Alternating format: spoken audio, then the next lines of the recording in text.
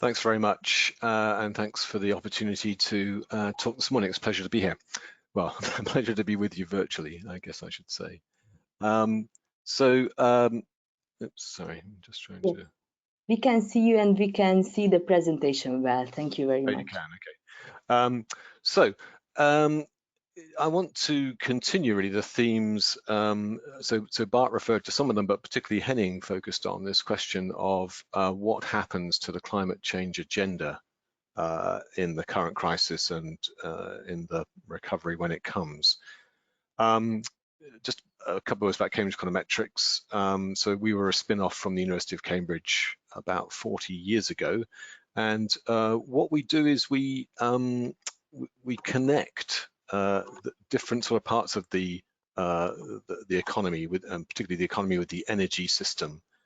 So we do a lot of work on carbon mitigation policy and the connections and the economic implications of alternative ways to get to net zero by 2050.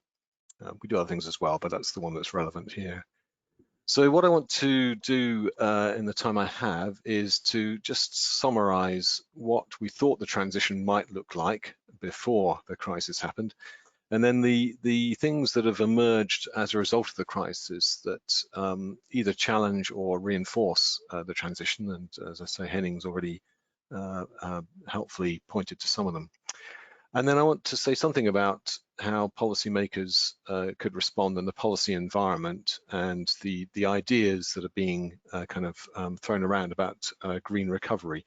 And that's still very high level at the moment, and it's as much about trying to make sure that the climate change agenda is not forgotten, not pushed aside. There isn't the trade-off that Henning referred to, as it is about specific things that might happen. But I'll refer to the ideas that have been suggested already to try and establish a green recovery as part of the wider recovery. So what did things look like? What did we think we were going to have some hope of making the transition to below 2 degrees global warming before the crisis? So obviously there have been a number of studies about this. The three of them that I'm just referring to here, I just mentioned them because we were involved in doing modeling for them. So we had the EU's long-term strategy that was published at the end of 2018 and adopted by the European Council last month. The European Climate Foundation's study towards fossil-free energy in 2050 that came out about this time last year. And then IRENA's Global Renewables Outlook that came out just last week. And they all lay out sort of pathways, both in terms of technology and in terms of behavior that could get us to alternative ways to get to a sustainable future in terms of emissions. So this diagram is meant to summarize that. So that each of the bubbles in this diagram, so passive electric, smart electric, etc., and high green molecules, these are all in a sense alternative ways to get to net zero. They all rely, of course, on completely decarbonized power generation. So I take that as a given. I should say on the assumption that carbon capture and storage isn't going to be a major player, at least for a few decades yet, although we may well need it in the longer term. And in this diagram, we have one set of futures that are all have really, really high electrification of demand, as far as we could possibly imagine it going, and others, that's the demand for energy generally. And then other futures in which there's still a lot of electrification of demand, but a bit less, and that green gas has a bigger role, okay? And the thing about these futures is that they vary in terms of the extent to which they demand behavior change on the part of energy users. So we start with passive electric, which essentially means that we just electrify existing appliances, but don't require much more change of users than that. So we have electric vehicles, we have heat pumps in buildings and so on, but basically people carry on in their behavior much as they are.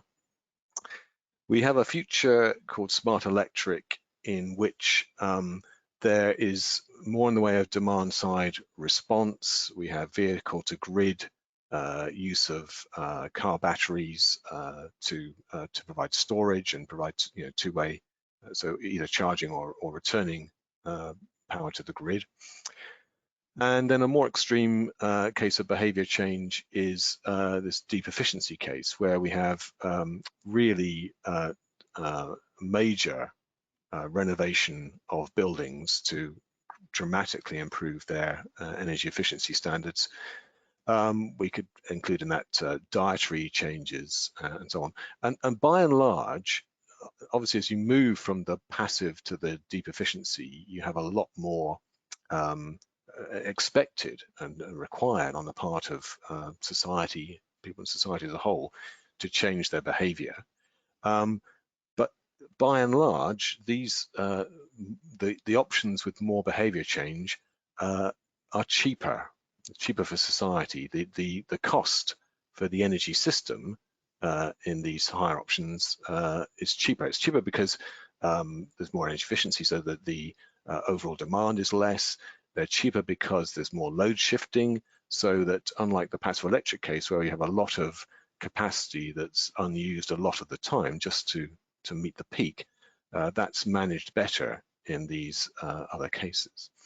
And then we can imagine futures in which there's, as I said, more of a role for green gas in final demand.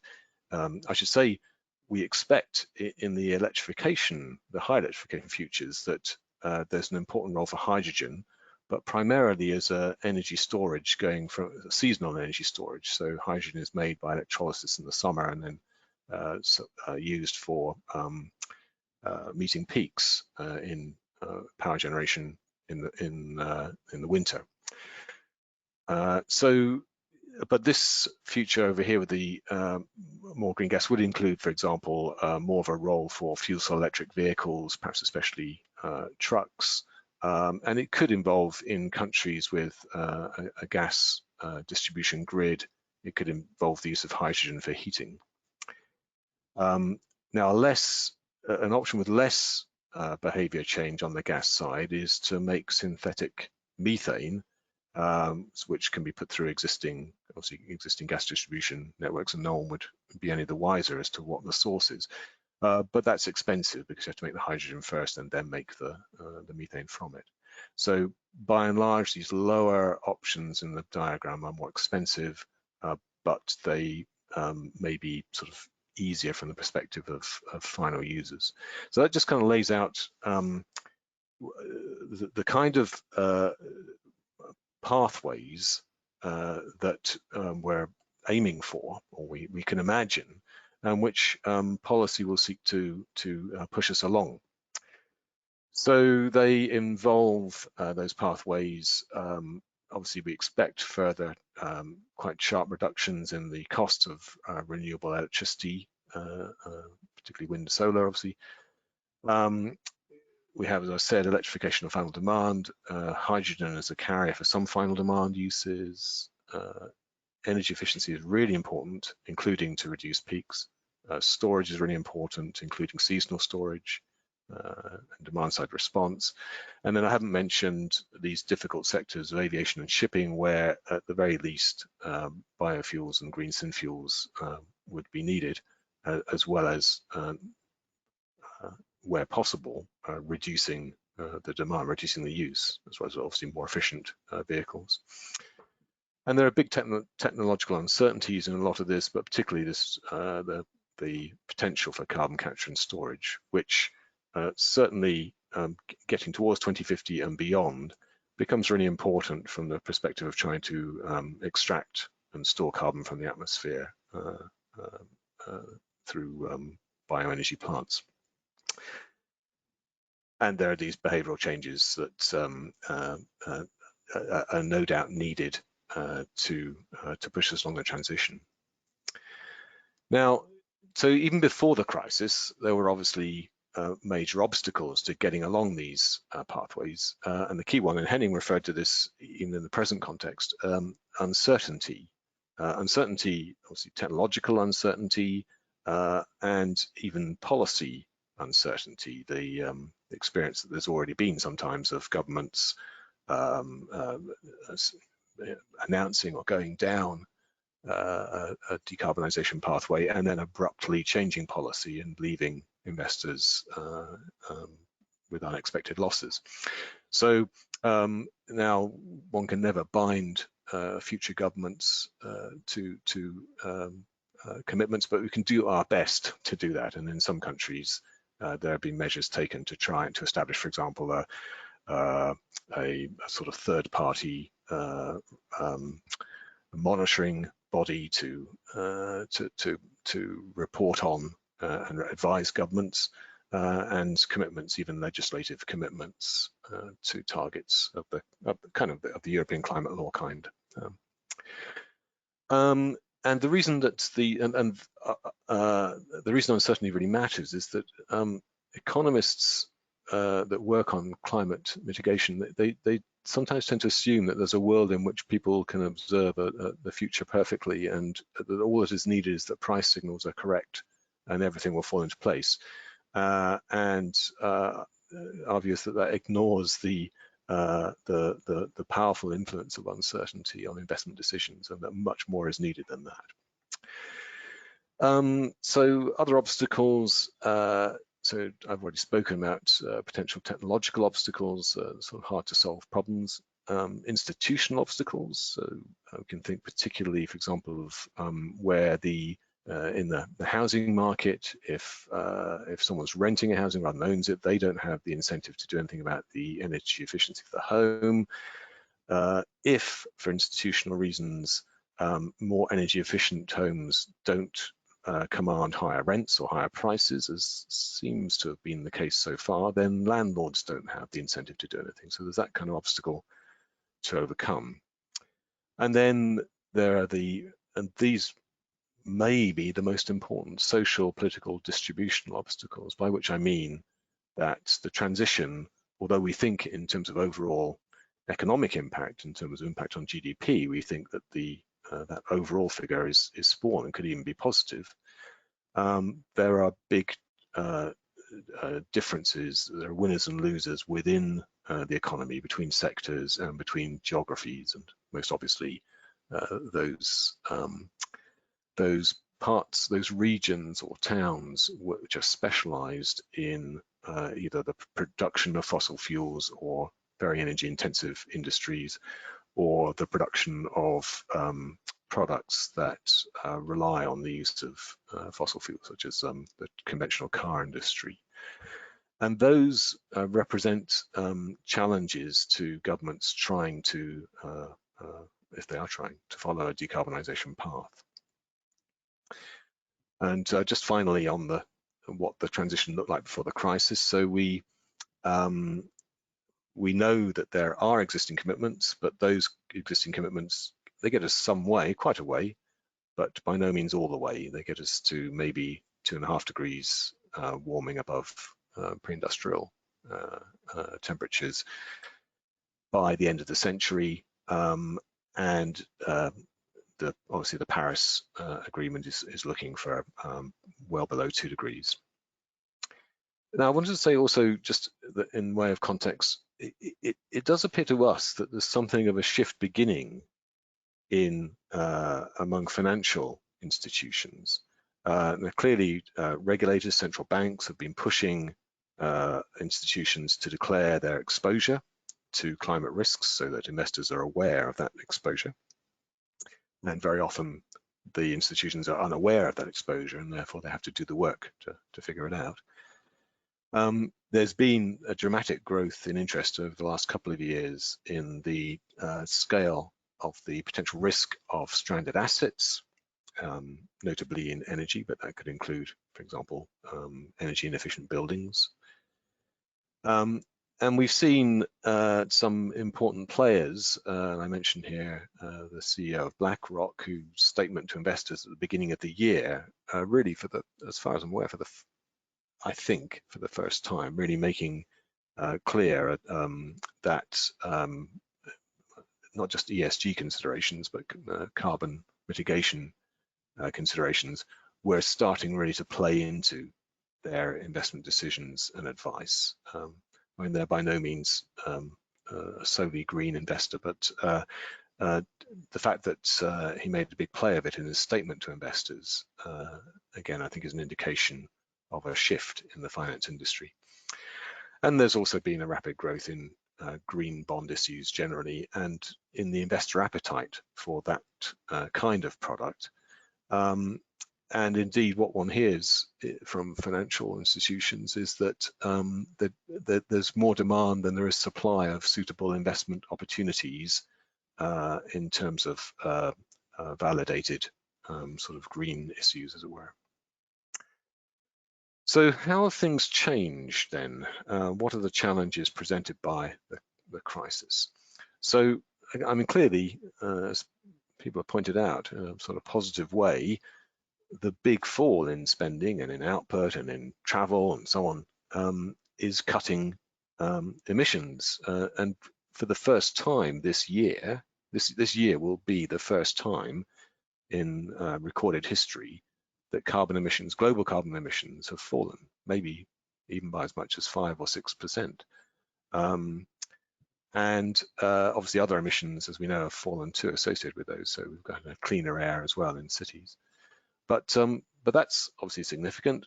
I mean, it should be said that we require falls of that sort of magnitude going on into the future, not because of economic crisis, but because of decarbonisation strategies. So it's in that respect a step in the right direction, but there's a long way to go. And we've also seen, as Bart was saying earlier, we've seen an increase in the share of renewables in power generation and a reduction in hard coal.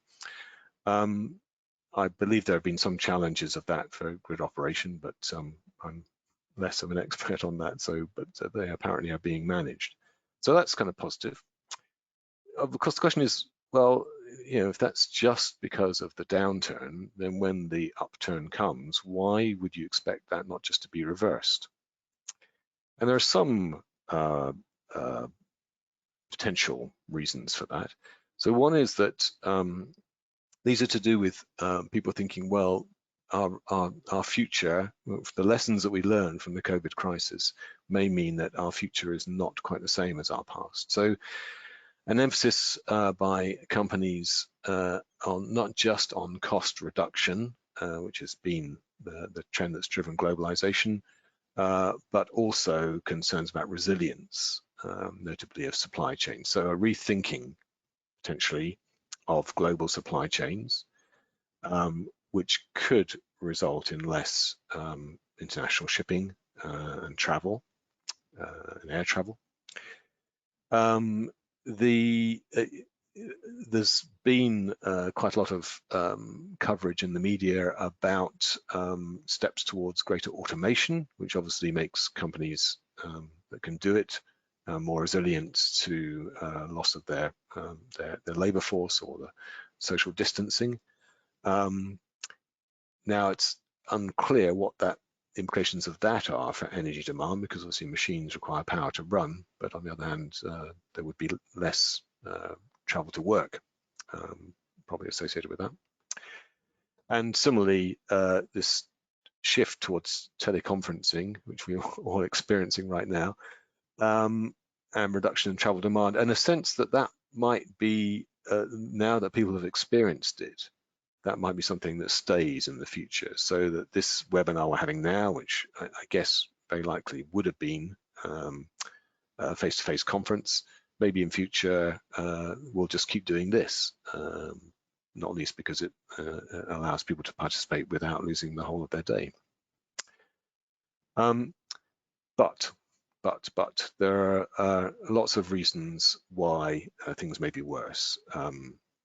So obviously, we've already talked about the low energy prices, the low oil price, and the discouragement that that gives towards investment in clean technologies, energy efficiency, or renewables. I mean, it seems that, from what was said earlier, investors taking a long-term view obviously over 20, 25 years, maybe the low oil price now can be discounted to some extent, but it creates uncertainty.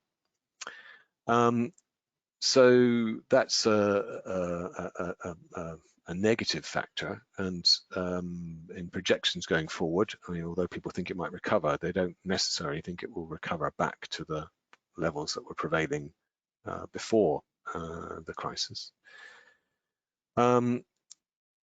Now, from a finance perspective, that has actually exposed investors to awareness, if they weren't already aware, of the vulnerability of fossil fuel investments. So it's a kind of an illustration of what stranded assets impact could be.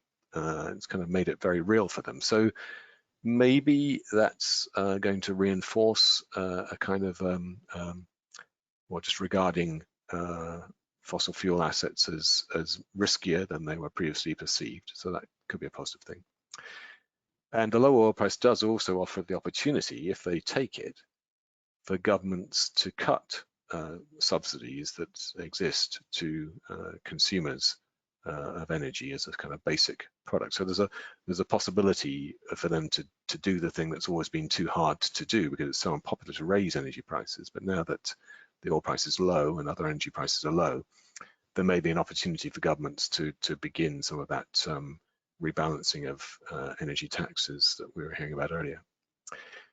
But the big problem, it seems to me, about why the outlook may be worse is that we have, as a result of the crisis, emerging from it, heavily indebted households and firms.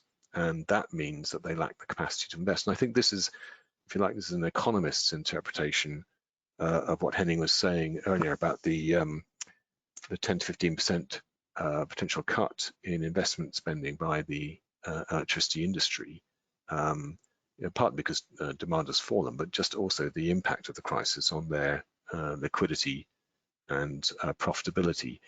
And that's going to be, we're going to be stuck with that in the recovery. And that's why, in our view, the recovery could be more U than V, not just because of a potential resurgence of the virus, but just because of the loss of income in the present time. And although governments are doing something to sort of compensate for that, it's by no means all the way. So how might policymakers respond to that from the perspective of how will this, or how could that response be positive or negative for promoting the transition? So there is this perceived need for a large stimulus, clearly.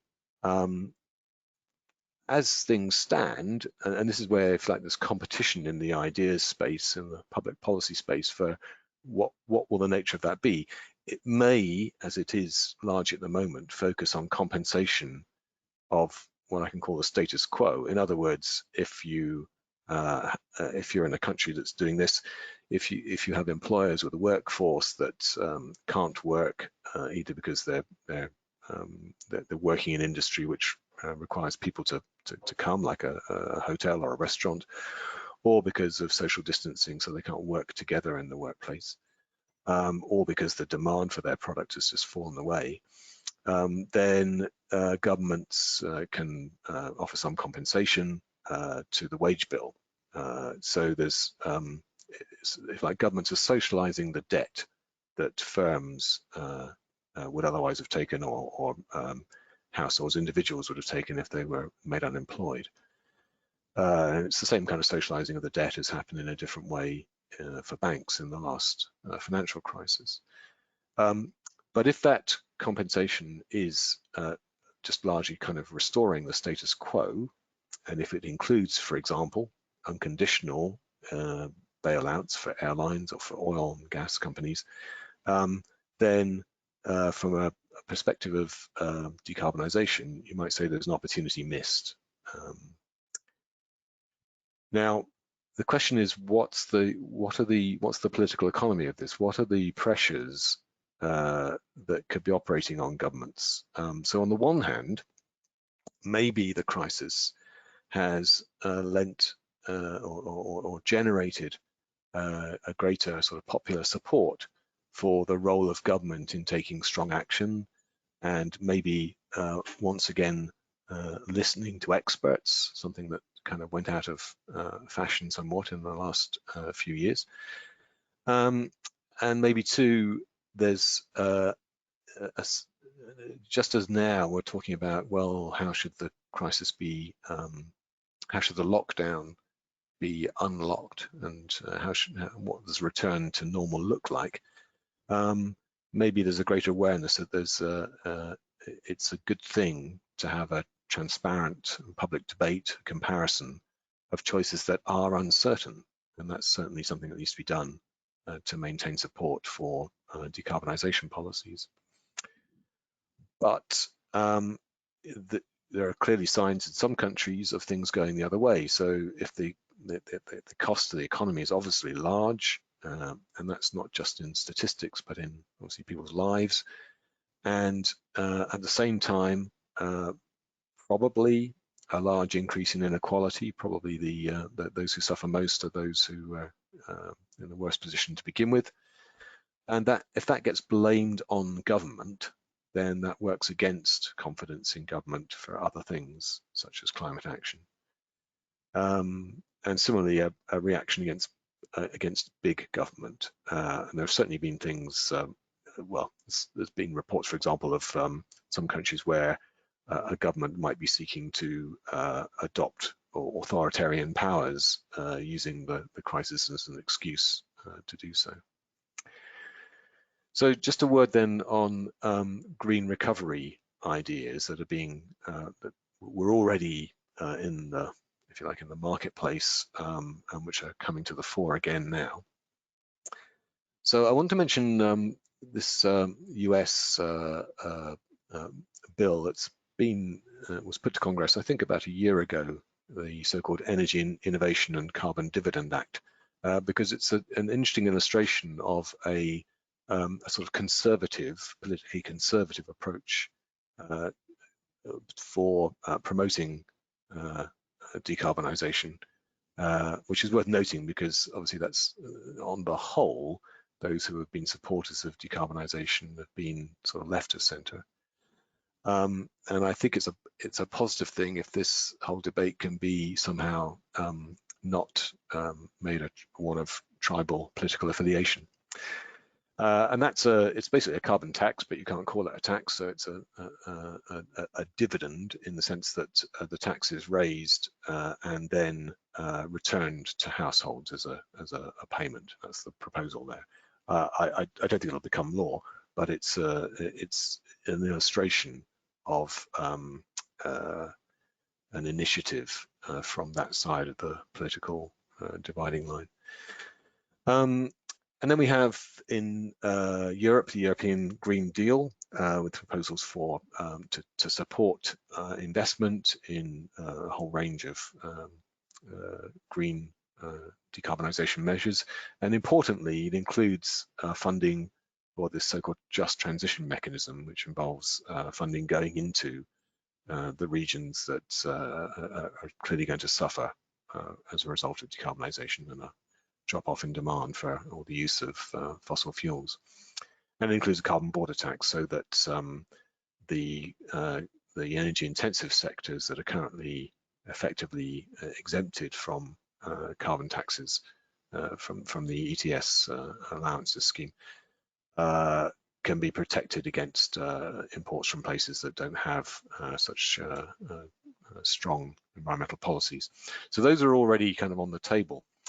But there have been other ideas that have been circulated well before the present crisis. So a so-called Green New Deal, and obviously New Deal refers back to the New Deal of the 1930s promoted by President Roosevelt. So these Green New Deal proposals tend to be left of centre, and they link decarbonisation also with a just transition and with the promotion of high quality jobs. So trying to tackle both climate and sort of social and inequality goals. I guess you could say, in a way, trying to hit more of the UN's Sustainable Development Goals than just the environmental dimension. And in those, there have been various manifestations of that. There were some ideas for this that emerged following the Great Recession of 2008, 2009, but then kind of went sort of lost popularity a bit in the subsequent recovery. And it's obviously it's come back in the United States again with proposals, but then very clearly proposals from the kind of left of the Democratic Party in the United States. There were also ideas on this in the Labour Party's manifesto in Britain before the election of last year, but obviously they lost that election, so these ideas have not been carried forward. But the key ingredients of them have been to promote innovation, green economy, jobs. A really important one is retrofitting existing homes. That's so important for tackling energy poverty. Funding reskilling of people who need to, whose skills in existing jobs are less relevant. And as I've indicated before, large transfers to regions that will suffer. So in conclusion, the question is whether the crisis can be used as an opportunity rather than to undermine climate goals. So we have the preparation for the next COP, the Petersburg Climate Dialogue, that's going on today, and I believe Angela Merkel will give a speech this afternoon to that. We have the UN pushing a Build Back Better agenda, including this idea of making bailout relief conditional. Statements from the IEA, again trying to emphasize the role of government in giving a steer of investments towards a green path, and then the statement from Irene in that report I mentioned released a week ago, saying that it's not just about kickstarting the recovery, but stable assets, and that's a decarbonised future. So thanks very much, and I look forward to your questions.